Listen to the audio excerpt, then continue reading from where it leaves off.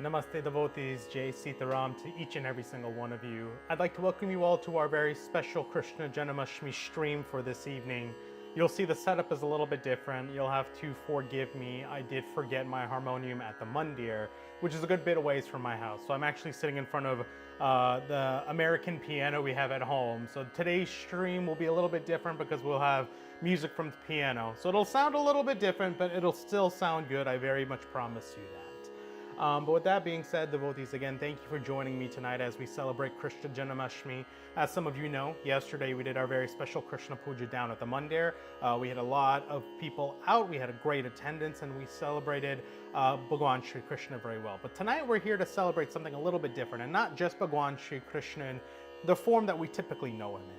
Today is known as Krishna Janmashtmi, and what does that mean exactly? As we get into that, I will let you know. But to start off with, devotees, we want to go ahead and say some prayers together to go ahead and sanctify our minds and souls as we begin with our special prayers for today. So join together with me, devotees, as you go ahead and clasp your hands, close your eyes, focus your minds on the feet of Bhagwan Shri Krishna, and join together with me as we chant some prayers together.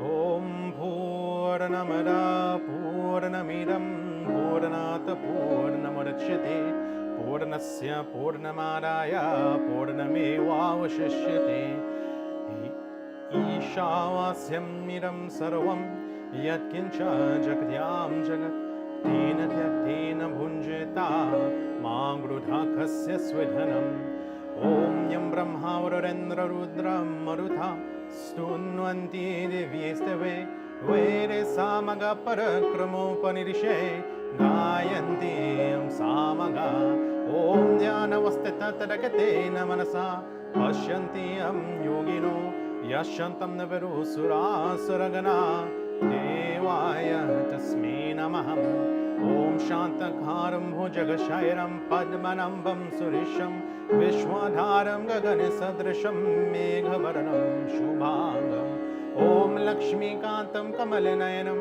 Yogi Bhiradhana Gamyam Vande Vishnu Bhavamhaya Haram Sarvaloke Kanatam Om Vakratunna Mahakaya Suryakoti Samaprabha Nirviganam Kurume Neva Sarvakarishu Sarvada Om Saraswati Mahamagi Vidhi Kamala Lochane Vidyarupe Vishalakshi Vidyamne Namostute Om Dhyanamoolam Gurur Murti Puja Moolam Gurur Param Mantra Moolam Gurur Bhakyam Moksha Moolam Gurur Kripanu Mangalam Bhagavan Vishnu Mangalam Garudadvaja Mangalam Pundarikaksham Mangalaya Tanu Hari Om Karagre Vasate Lakshmi Karamule Saraswati Karamadye Tu Govinda Prabhate Garadharshanam Hari Om Shanti Shanti Shanti Hari Om. You'll have to forgive me, devotees. I do have an iPad over on one side, a computer screen over on another side. So if I'm looking back and forth between different directions as we continue on with this evening's service, please forgive me for that. To our secretary, at least, Jai Sita Ram, happy Janmashtmi to you. And for anybody else who's watching, please, I do highly encourage you to please put your information down into the chat. Let it be a little bit more interactive rather than me just sitting here talking to a camera and playing my piano. Before we commence with any other readings or information that we want to learn from the scriptures tonight, devotees, we should join together, and it's auspicious to offer prayers to both Lord Ganesh and to Mother Saraswati. Lord Ganesh is the remover of all obstacles in our life. He'll remove any obstacles that exist in our way that prevent us from learning this material. And Mother Saraswati is that mother of knowledge and music. We offer prayers to her so that way we can turn this knowledge into wisdom that we acquire today, and to also make sure that the music is all right for all of us. And as we continue to pray, we also offer a prayer to our gurus who laid the path before us so we could sit here sit down here today to read from the scriptures. As you can tell, I'm having a bit of a hard time. This is a new feature, playing with two hands and trying to moderate at the same time. So I'm trying my best. So I apologize for any mess ups you all may hear. We join together as we offer prayers to Lord Ganesh first.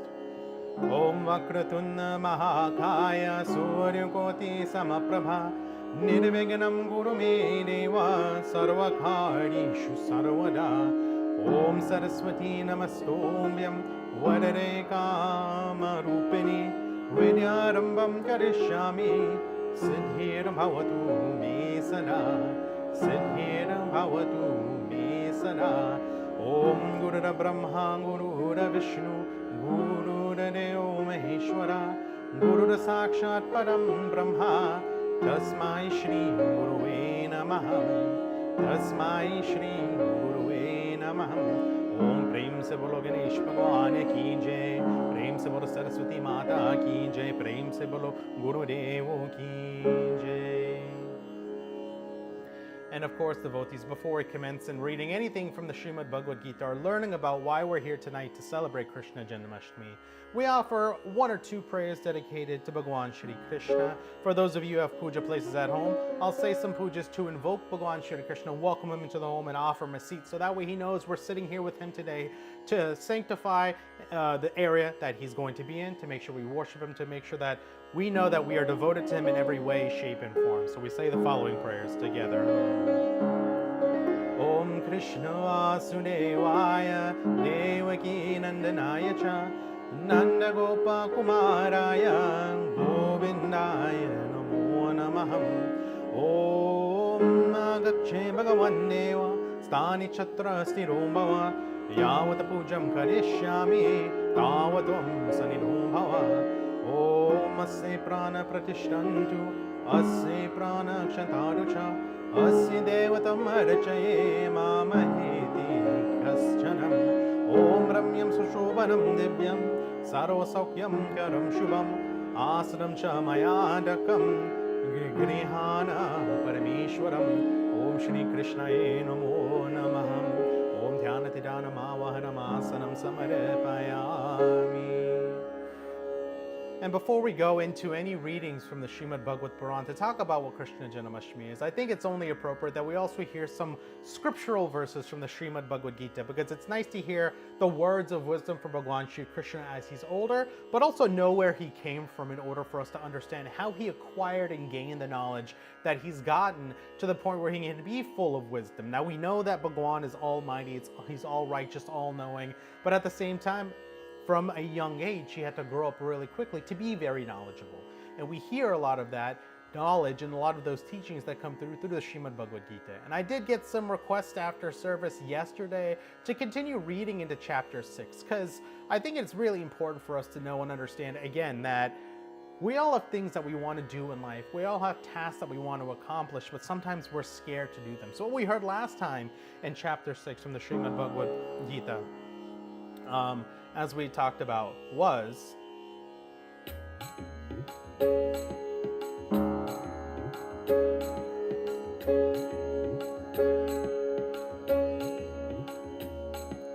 Shri Krishna Sharanam Mama, Shri Krishna Sharanam Mama, Shri Krishna Sharanam Mama, Shri Krishna Sharanam Mama, Shri Krishna Sharanam Mama, Shri Krishna Sharanam Mama, Shri Krishna Sharanam Mama, Shri Krishna Sharanam Mama, Shri Krishna Sharanam Mama, Shri Krishna Sharanam Mama, Ana Shri Dhara Karma Palam Karyam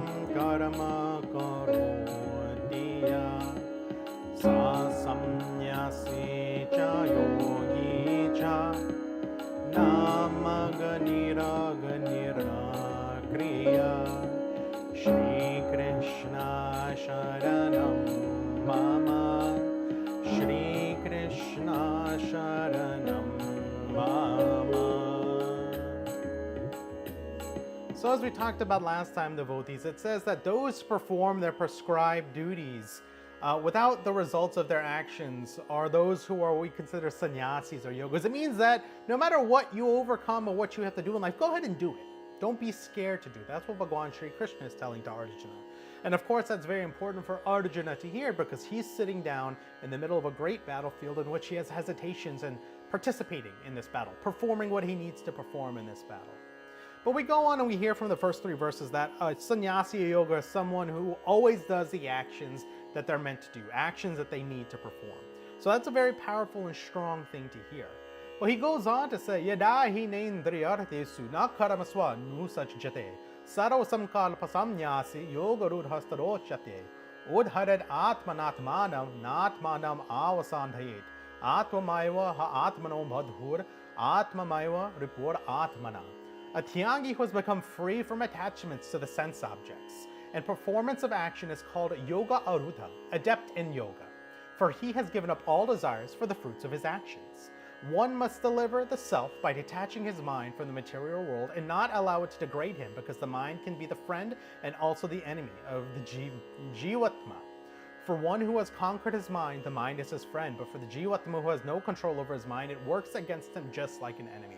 So relinquish any sorts of holds you have over the acts or the effects of the activities that you perform. Just because you perform something and it didn't happen as you wanted it to happen doesn't mean that it was bad. Never think of it just being as bad. Yes, it may not be up to your expectations, but that doesn't mean that the work was negative. You still did some good in the world. You still put your effort forth, put your best foot forward, and tried and did something that was amazing, not only for you, but for other people. So don't let your sense objects dictate the worth of the work that you've done. Detach your mind from the material. So he says 2 things here. Your mind can be your best friend, or it could be your greatest enemy. We like to think that outside factors in this world really affect the happiness that we have from within. But the happiness that comes from within is derived by only one thing, and that one thing is you. You are the person who derives happiness or sadness, letting things affect you or not affect you. It's really easy to let things affect us, especially words, negative words. Negative words affect everybody very seriously. I still don't understand why some people choose to use negative words to others knowing how it can make them feel, but at that same time, we shouldn't let those words affect us. Now, it's much harder than it sounds. I give it that. But it says if we can control our mind, we'll be our own best friend. Everything will be great in this world. Everything will be happy. So the reason we have fears to do things is because those fears mean that we're going to have some sort of regret, some sort of ill feeling towards the thing that we're going to do. And sometimes we just don't do it. We don't make the effort. And if we can detach ourselves from those emotions, which again here, it's the release of attachment to the sense objects, we'll be happier more often. So a person who needs to perform their action should understand that I have to perform that action no matter what. And in the end, I'll be happy. But he doesn't end there. He goes on a little further to say, Shri Krishna Sharanam Mama, Shri Krishna Sharanam Mama, Shri Krishna Sharanam Mama, Shri Krishna Sharanam Mama, Jitatmana Prasantasya Param Atma Samahita Sitosna Sukhadu Esu Tatamana Pamanayo Jana Vichanatrat Atma Utasto Vijitendriya Yunahit Uchyate Yogi Samalostasmakanchana Shri Krishna Sharanam Mama, Shri Krishna Sharanam Mama. So one whose mind is controlled is free from the dualities of heat and cold, happiness and misery, honor and dishonor, attachment and envy. The soul of such a yogi is deeply absorbed in samadhi. A person whose mind is satisfied by jnana and vijnana, whose consciousness is unaffected by material transformations, who has conquered the senses, and who looks equally upon sand, stone, and gold is Yoga Aruta, adept in the path of yoga. One who looks upon well-wishers, friends, enemies, neutral people, arbitrators, envious people, relatives, saintly persons, and sinners with equal vision is even more exalted. That's a whole lot to understand and undertake. So perform your actions, but be very neutral about a lot of things. One whose mind is controlled, he says, is free from heat and cold. Heat and cold don't bug you. I personally can't say that. I love the cold, I hate the heat. So I know that my mind is not yet controlled. I'm free from the duality of happiness and misery. Neither one of those affect me in a different way. I should act the same way in any event. Honor and dishonor, attachment and envy. I should always be acting the same way. I shouldn't really have any sorts of negative feelings or feelings that are way too positive. A person whose mind is satisfied, his consciousness is unaffected by material transformations. No matter what happens in the world, no matter what changes, I'm going to be okay. And I recognize that every sense of the way. Humans are adverse to change.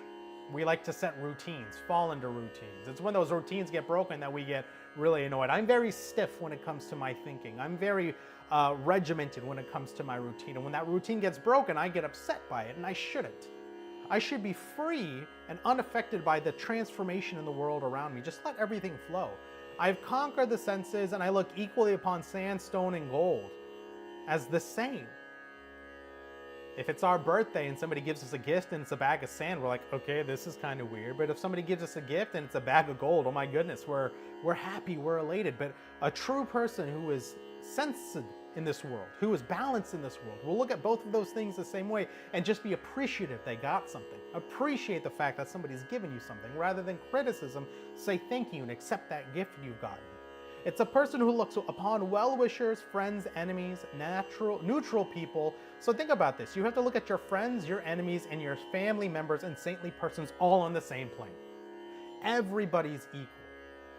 Usually we all have one family member that we love so wholeheartedly and so dearly. I always talk about my grandmother.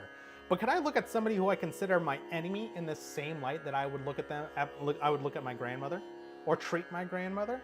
I don't know if I could at this time, but a person who does well in this world looks at all of those things equally. He goes on to say further and ends with Yogyun jitas atatam atmanam rahasistita ekakiyat chittatma nirasir aparigraha suchau desi pratistapya stiram asanam atmana nayuchitram natinicham chaila jin akusottaram. While residing alone in a solitary place, controlling his thoughts and body, devoid of desires and not accepting sense objects, a yogi should absorb his mind in samadhi. In a sanctified place, one should make an asana by placing kush grass, deerskin, and then cloth on the ground. It should be neither too high nor too low. Sitting on that seat, one should practice yoga to purify the mind with one-pointed concentration, control all of his thoughts and activities. So yoga for us can be in the form of meditation. It can be in the form of stretching, so long as your mind is disconnected from the sense objects of this world and focused and concentrated on the things you need it to be most. Now, I want to take that away from just religion. And I want to take that away from just from focusing on God. Whenever we have to attain something, we have to be very neutral about the results of what we're trying to attain, but we need to be in an area where we can really focus on it. I work very well in certain public places like libraries, coffee shops. That's where I get a lot of good work done. I like to be in public while I do work because it brings a sense of concentration for me. The world's moving all around me, but I can focus in on the one thing that I need to. Usually if I'm alone, I get very easily distracted. So how do I attain my samadhi? I go to a public area. I know that seems counterintuitive, so I can focus on the things I want to focus on. That to me is my sanctified place where I can sit down on my kush grass and deerskin, a place that's not too high, too low, where I can concentrate on things. So you need to be able to find your area where you can concentrate. And this is what I want you to do the next time you question whether or not you should do something. Go find your sanctified place. Or even create your own sanctified place. If you have to go out and get a coffee, go do so. If you have to go get a smoothie from someplace, go to do so. If you have to go sit at the mall, go do that. If you need to sit in your car and go sit in a parking lot or drive around, go do that. But take some time to find an area where you can focus and concentrate on your thoughts. And remember that no matter what action you're doing, if you reside in the thought that you will be free from the results of material activities, you won't have to worry about it. At the end of the day, we have to tell ourselves sometimes it's not the biggest deal in the world to fail, to mess up, or to have an issue with something that we do. So long as we put our effort into it, our full effort, our wholehearted effort, how can we say we failed? How can we say we've done something wrong? How can we say we've done something bad? That is something I've been taught since I was young. Put your effort into it. Put your full effort into it. Be okay with whatever the result is, but at least try. There is no do without try. You gotta try, and you'll miss 100% of the opportunities you don't try. Summing up the first few dishes of chapter 6. Prem Shri Krishna Janmashtmi Jai. Now with that being said, devotees, that's a little bit about how Bhagwan Shri Krishna thinks as an adult. And usually for a person to get wise in old age usually means that the beginning portions of their life may not have been great, or they were tougher, or they were forced to learn more life lessons compared to your average human who may have gotten everything for them or with them. So we're here today to learn a little bit more about the early life of Bhagwan Shri Krishna. And when I say early life, I mean the life that happened before that he was born. The life of conception and the life that brought him to this world. Again, devotees, if you're watching, I do ask that you actively utilize the YouTube chat function just to toss out some well wishes. Please say Jai Sita Ram to everyone, Namaste, Happy Janmashtmi, but please use that chat function a little bit more. So I'm going to take us away from the Srimad Bhagavad Gita and actually take us into the Srimad Bhagavad Puran. Now, we're currently reading from the Srimad Bhagavad Puran at Mandir, but we're not anywhere near the area we need to be, because the area we need to be is Canto 10, Book 10. We're currently, I think, like at the very beginning quarter of Book 3. So in Book 10, we hear a little bit more about why Bhagwan Shri Krishna came into this world. And we hear in the very beginning of the Srimad Bhagavad Puran a little bit more about what was going on and what led up to this. So we hear, first off, Bhagavatam Puran, Srimad Bhagavatam Puran, Bhagavatam Shri Bhagavatam, Srimad Bhagavatam Puran, Bhagavatam Shri Bhagavatam, Srimad Bhagavatam Puran, Bhagavatam Puran, Srimad Bhagavatam Puran.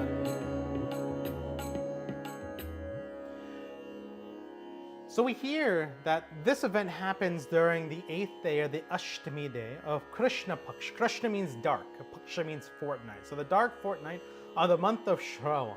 Usually that happens sometime between August and September on the American calendar. And marks that event known as Janmashtmi. And that's when Bhagwan Shri Krishna chose his 8th, what we call universal form on this world. He's got 1,008 forms, Bhagwan Vishnu does. But this one is his 8th, what we call universal form. But why during this time did it happen?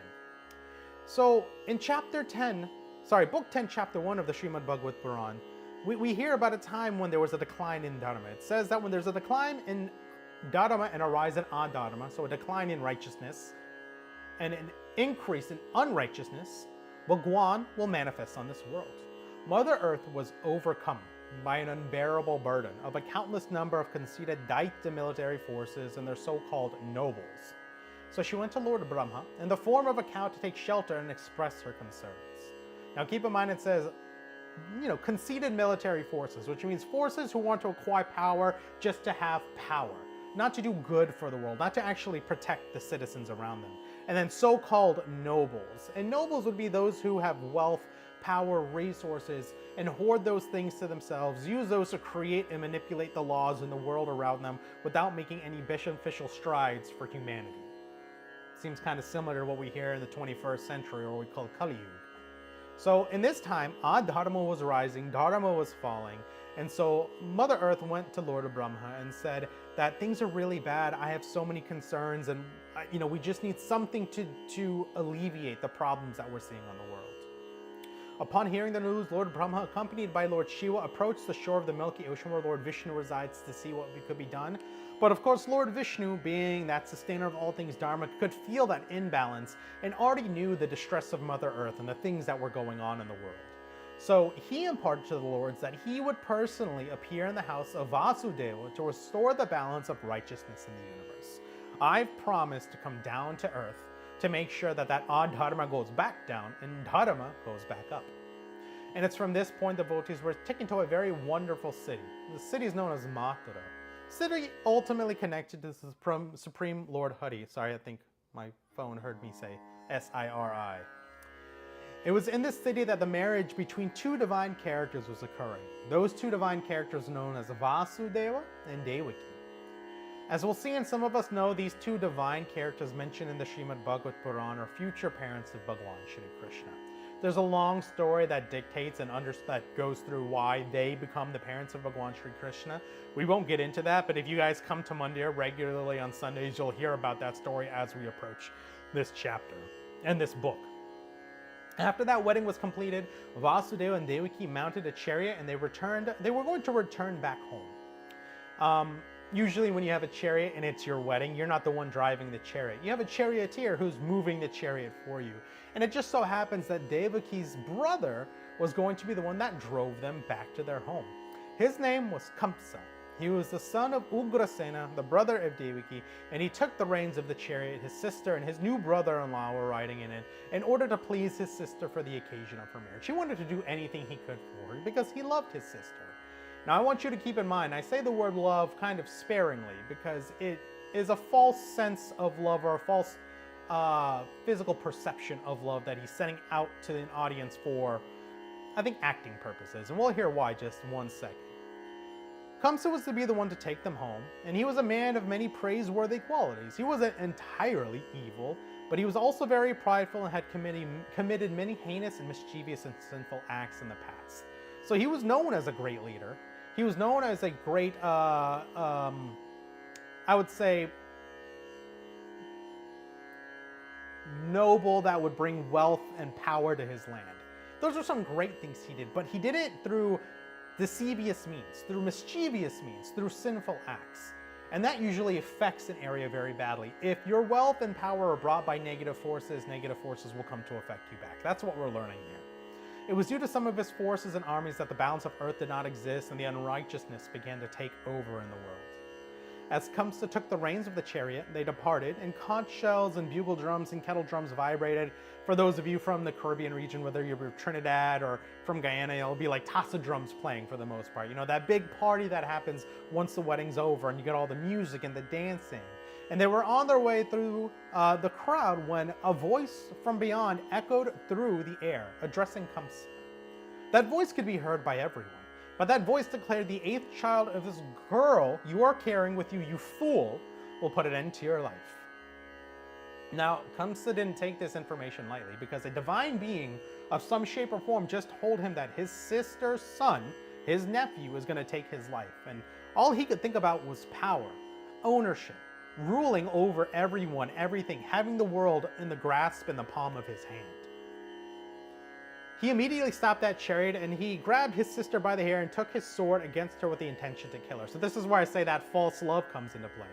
He loved her only because she was doing his will, doing his bidding, not because he truly loved her as a sister. The complete opposite of why we would celebrate something like Raksha Bandhan. So he took his sword and he intended to kill his sister because he didn't want to die. Better off if she left this world than him. But in order to pacify his angry brother-in-law, Vasudeva, spoke up to him. In Canto 10, Chapter 2, verse 48, it states that an intelligent person should, as long as he has control of his mental and physical faculties, ward off death, but when someone is faced with the inevitability of death, this rule does not apply. So Kamsa, just kind of how we heard from Chapter 6 of the Srimad Bhagavad Gita, didn't have control of his senses, lost control of his actions, and attempted to take the life of his sister, which would have been a very, very bad thing for his soul, but also bad for his, I think, reputation with the rest of society. So Vasudeva knew that he wasn't acting in the right mind, and he decided, I need to do something to quell his anger, to make sure that he's thinking reasonably. So in order to pacify Kamsa, he decided, I need to sacrifice the one thing that I will hold most beloved to me, but I don't have yet. And so he looked at Kamsa and declared, you have, according to what that voice from the heaven had said, nothing to fear from your sister. You only have to fear her sons. Those are what give rise to your anxiety, and I will deliver them therefore to you all. So he says, essentially, out of the 8 children that we're going to have, I will give them all to you, so that way you don't have to worry and you can spare the life of my wife. Understanding the essence of what Vasudeva had said was for the time stopped. He stopped killing his sister. Instead, he decided, you know what? I'll take you up on that offer. If you give me these children, I have nothing to worry about. So with the situation quelled, Kamsa returned to Vasudeva and Devaki, and he took them home. In a year of their marriage, Devaki gave birth to their first son. They named him Kirtiman. But it was with a heavy heart that Vasudeva took the child to Kamsa, because he made a promise that he can't break, and handed him over. When Kamsa saw that Vasudeva was upholding his promise, truthful and certain to himself, he, satisfied with a grin on his face, said, you can take this child back. I don't have any concern for him. I'm not scared of him. My death was predicted by your 8th son from you and your wife. And so, take this child back. I have nothing to worry about. But at some point after this discourse, Kamsa was visited by a great sage who imparted some very dreadful knowledge to him. Now, he didn't impart this knowledge with the intent to take lives. He imparted this knowledge because knowledge is what great saints give. They provide that information for people to do with what they need to. He stated that all the inhabitants of Vraja, all the cowherds and all of the Rajs, also all the Vrishnis, beginning with Vasudeva and Devaki, and all the Yadu women, in truth were gods from heaven. Nod had ended this discourse by informing Kamsa that all of the Daityas who burdened the earth were going to be killed. So Kamsa had realized that God's army is already here. Or, this 8th child's army is already here. I need to be worried. I need to be scared, because if the commander in general is born and the army's already here, they've already planned. They're ready. I don't know what I'm going to do, and my death has been foretold. So with that in his mind, any child he saw born from his sister could be his future destroyer, or part of this future army led by the 8th child. So he decided, I'm going to take as much control into this situation as I can and eradicate as much as I can. So thus, in fear of his own life, Kamsa arrested Vasudeva and Devaki and confined them at his home in shackles. He then took the life of their firstborn, and this cycle continued through the 6th child. Now, that was the first 6 children. The 7th child of Devaki and Vasudeva was a little unique. It's said that whenever Bhagwan Shri Vishnu comes onto this world, there's a set number of other devas that will come with him. And one of those devas is the vehicle that he travels with, Sheshnag, the snake that accompanies Lord Vishnu. So that 7th child was predicted to be Sheshnag, or that essence of Bhagwan Vishnu. When the Supreme Lord learned of the fear of Kamsa, of the children, that Kamsa had of the children, he instructed his spiritual potency, Yogamaya, to do as follows. O Devi, so good for all living beings, please go to Vraja, that beautiful place with her cowherds and cows, where Rohini and the other wives of Vasudeva in seclusion, out of fear for Kamsa, are living in the cowherd community of Nanda. In the womb of Devaki, there is an embryo known as Ananta, who is an expansion of me. Take care of a smooth transition from her womb to the womb of Rohini. At that time, all of my different parts will become Devaki's son, O auspicious one. And as thus was requested by her, Yogamaya transferred the embryo of Devaki to Vasudeva's 7th son, Devaki, and Vasudeva's 7th son to Rohini.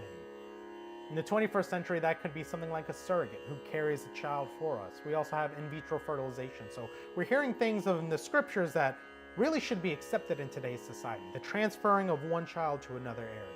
Everyone lamented when that child wasn't born to Devaki because they assumed that she had a miscarriage, that child just wasn't able to be born, that it died. However, that child was born. It was born to Rohini. It was given the name of Balabhadra, or as you also know it from the colloquial terms, Balaram. And thus, dear devotees, we are now brought to a very crucial moment in the Srimad Bhagavad Puran. It's the birth of the 8th child of both Devaki and Vasudeva. In her womb, Devaki carried the sustainer of all the universe. Everyone, including Kamsa, noticed the look on her as she carried this child. She radiated with beauty of having the invincible within her womb, and she had the ability to clear even the darkest of atmospheres with her brilliant smile. Kamsa was waiting with anticipation for this child. He even contemplated taking the life of his sister before the child was born, but because of the disdain that would bring to his reputation, which I don't understand his logic, he's so focused on the way he's going to look. He's acting negatively in ways that are very grotesque, but he doesn't want to look bad, so he decides, I'm not going to kill my sister. I'm just going to wait for this baby to be born. I'm going to take its life instead. He would wait patiently until that child was born. And thus, just as it had been destined, the 8th night of the dark fortnight during the month of Shravan approached. So we hear further on in Book 10, Chapter 3 of the Srimad Bhagavad Puran. The supremely auspicious hour approached with the constellation of Rohini rising. All the stars on the planet stood in a favorable position. There was peace all around. All the stars twinkled in the sky in the cities and towns and pasturing grounds with the minds were at their best. With the rivers crystal clear and the lakes beautiful with lotuses, with flocks of birds and swans of bees sweetly singing their praise in the blooming forest, the breezes fragrant and free from dust blew with a gentle touch, while the fires of the Brahmins burned steadily and undisturbed.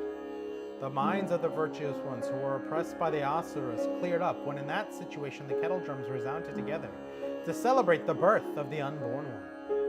The Kannadas and Kandharvas sang, the Siddhas and Karanas offered prayers, and the Vidyadhara women danced in great jubilation together with the Apsaras. The sages and the demigods joyously showered in the finest of flowers, and the clouds rumbled silently like the ocean waves when the darkest hours of the night Janardana, the world's well-wisher, appeared from the divine form of Devaki.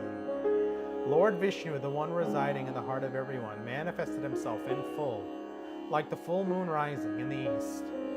What a wonderful child with his lotus-like eyes, and his 4 arms that held different weapons, a conch, a club, and so on, was decorated with the Shrivastava mark with a shining Kaustubha jewel around his neck, with yellow garments in a beautiful hue, like those of rain clouds.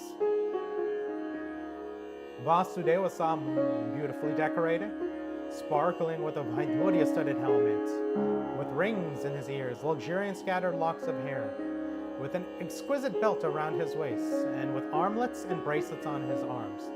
Vasudeva was amazed to see the beautiful appearance of the Lord as his son, the beautiful appearance of Bhagwan Shri Krishna.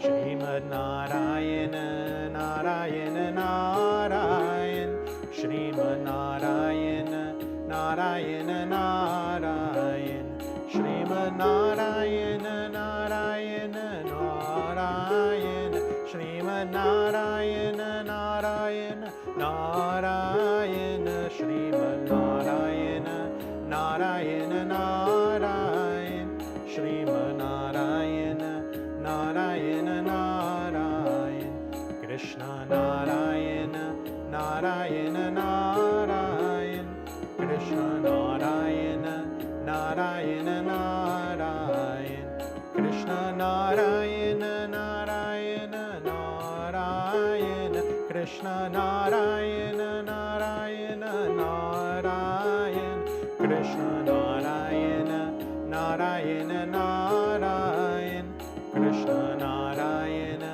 Narayana, Narayana, Shrimad Narayana, Narayana, Narayana, Shrimad Narayana, Narayana, Narayana.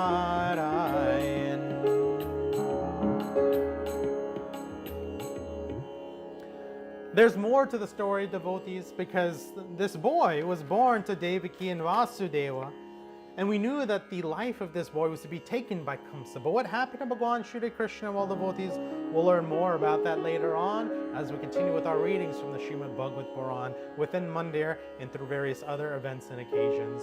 But with that, devotees, the reason we celebrate Krishna Janmashtmi is because during this time in the month of Shravan marks that beautiful time period in which Bhagwan Shri Krishna manifested onto this world. And that young boy who had so many miraculous stories and delivered us the Srimad Bhagavad Gita, in which we learn from, we live by, and we continue to live by every single day.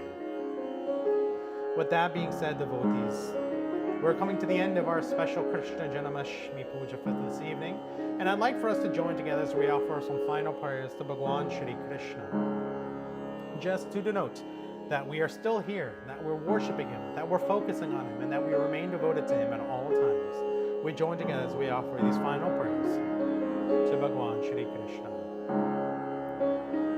Om Krishna Vasudevaya Hare Paramatmane Pranata Klesha Nashaya Govindaya Namo Namah Govindam Gokulanandam Gopalam Gopivallabham Goradanodaram Niram Tam Vande Gumati Priyam.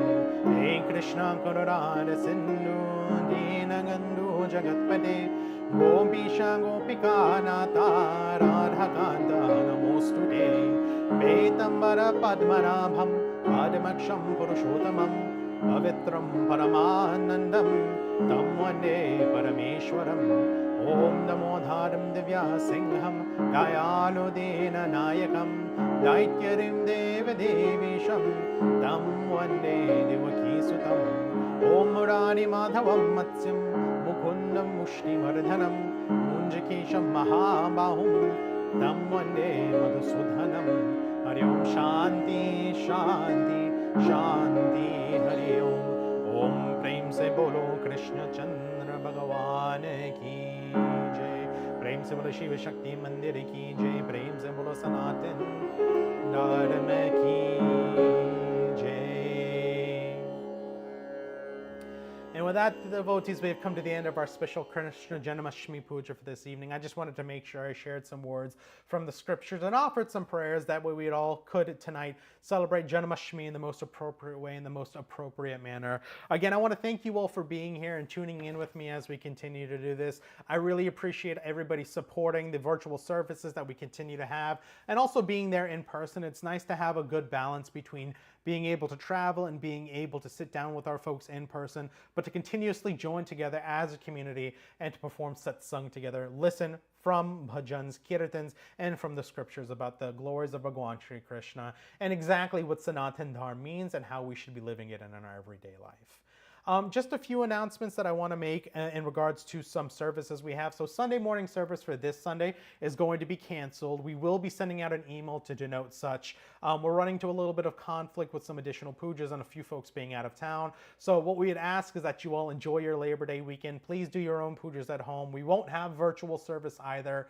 September 1st, which is this coming Sunday, the service is canceled entirely. I just wanted to make that known for everybody that is watching tonight. And again, we'll send out an email in regards to that information a little later on this week. We do have some events that are coming up in the month of September. We have Shri Krishna Janmashtmi, and let me open up my calendar. I think we have another event that's coming up, but I apologize for not having my information ready.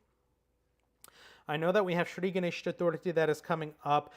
There's a Ganesh Chaturthi that happens every month. This is the one that marks the period in which Bhagwan Ganesh was physically created and manifested. So we'll cover some more details of that during our Sunday, September 8th service, but that is on Wednesday, September 6th. And then Pitru Paksh begins Tuesday, September 17th and ends October 2nd. So that is from Tuesday, September 17th through October 7th. That is a very auspicious time for us to be able to worship our ancestors, offer some Talanjali facing the south, and I will cover some more details to that as we get closer to the date of September 17th, so you all know exactly what the best way to perform Pitru Paksha is, and then we'll be moving into the period of Navratri, and we'll make more updates and announcements for that. I do want to thank Elise for chatting. I want to thank Life is Very Beautiful for sending a message in the chat, and to Sister Priya, Jai Shri Krishna to you as well, to your family, and thank you for chatting. To all of you that are watching, again, Sita Ram, thank you again so much for being here with us. Really appreciate all the support. We hope to see you all in a lot of our virtual services as well as in person during our regular Sunday morning satsangs. Remember that our next service in person is going to be Sunday, September 8th. This Sunday is canceled, but I look forward to seeing all of you then. You all have a fantastic evening. Have a happy, very, very, very happy Krishna Janmashtmi, and Jai Shri Krishna, Jai Sita Ram to each and every one of you.